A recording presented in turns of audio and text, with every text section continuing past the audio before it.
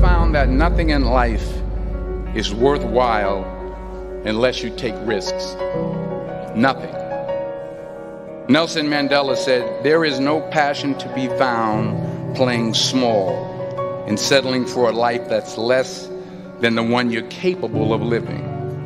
Now, I'm sure in your experiences in school and applying to college and picking your major and deciding what you want to do with life, I'm sure people have told you to make sure you have something to fall back on. Make sure you got something to fall back on, honey. But I never understood that concept, having something to fall back on.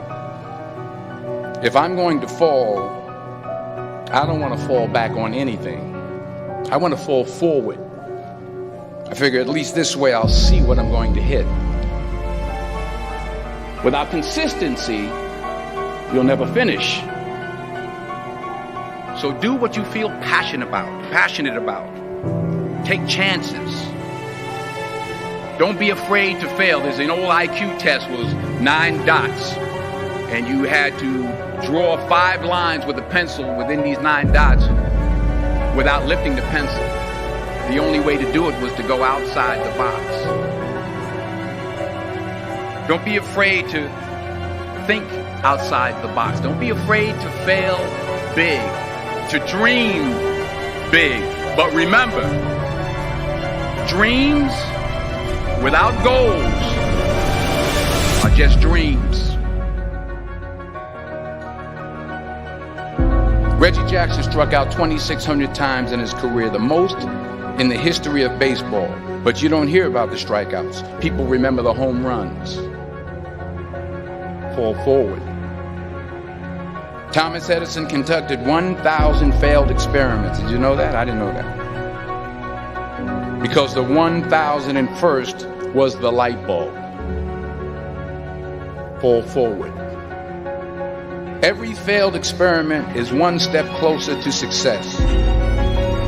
You've got to take risks, and I'm sure you've probably heard that before, but I want to talk to you about why that's so important. You will fail at some point in your life. Accept it. You will lose. You will embarrass yourself. You will suck at something. There's no doubt about it. And I know that's probably not a traditional message for a graduation ceremony, but hey, I'm telling you, embrace it, because it's inevitable.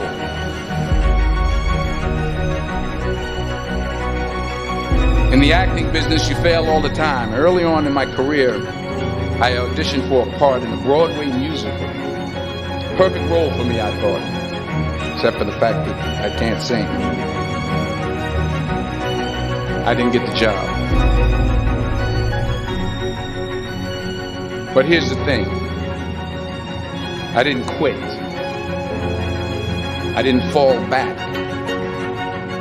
I walked out of there to prepare for the next audition, and the next audition, and the next audition. I prayed. I prayed. And I prayed. But I continued to fail. Fail. And fail. But it didn't matter, because you know what? There's an old saying. You hang around the barbershop long enough, sooner or later you're going to get a haircut. So you will catch a break, and I did catch a break. Last year, I did a play called Fences on Broadway. But here's the kicker. It was at the Court Theater. It was at the same theater that I failed that first audition 30 years prior. The point is, every graduate here today has the training and the talent to succeed. But do you have the guts to fail? If you don't fail, you're not even trying. I'll say it again. If you don't fail, you're not even trying. To get something you never had, you have to do something you never did. So imagine you're on your deathbed, and standing around your deathbed are the ghosts representing your unfulfilled potential. The ghost of the ideas you never acted on. The ghost of the talents you didn't use. And they're standing around your bed, angry, disappointed, and upset. They say, we came to you because you could have brought us to life, they say. And now we have to go to the grave together. So I ask you today, how many ghosts are going to be around your bed when your time comes?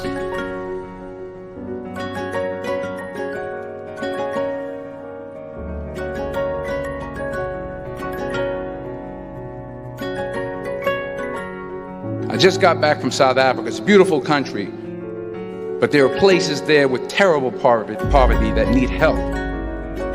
And Africa is just the tip of the iceberg. The Middle East needs your help. Japan needs your help. Alabama needs your help. Tennessee needs your help. Louisiana needs your help. Philadelphia needs your help. The world needs a lot, and we need it from you. We really do. We need it from you young people. I mean, I'm not speaking for the rest of us up here, but I know I'm getting a little grayer. We need it from you, the young people, because remember this. You got to get out there. You got to give it everything you got, whether it's your time, your talent, your prayers, or your treasures. What are you going to do with what you have? I'm not talking about how much you have. Some of you are business majors. Some of you are theologians, nurses, sociologists. Some of you have money. Some of you have patience. Some of you have kindness. Some of you have love.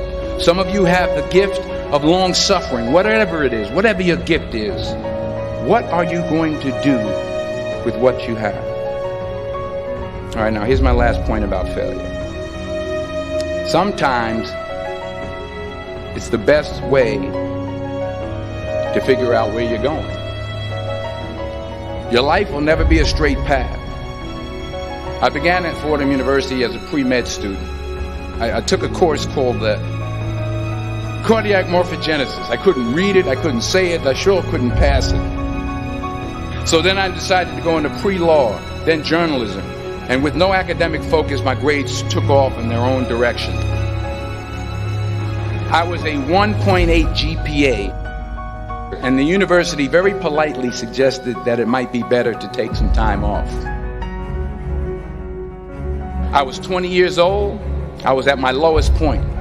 And then one day, and I remember the exact day, March 27th, 1975, I was helping my mother in her beauty shop. My mother owned a beauty shop up in Mount Vernon. And there was this older woman who was considered one of the elders in the town. And I didn't know her personally, but I was looking in the mirror, and every time I looked at the mirror, I could see her behind me, and she was staring at me. She just kept looking at me. Every time I looked at her, she kept giving me these strange looks. So she finally took the dryer off her head and she said something I'll never forget. She said, "Young boy, I have a prophecy, a spiritual prophecy." She said, "You are going to travel the world and speak to millions of people."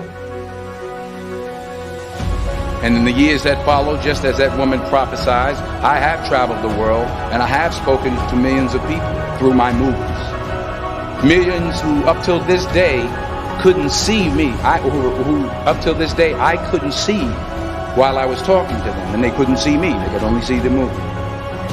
They couldn't see the real me. But I see you today,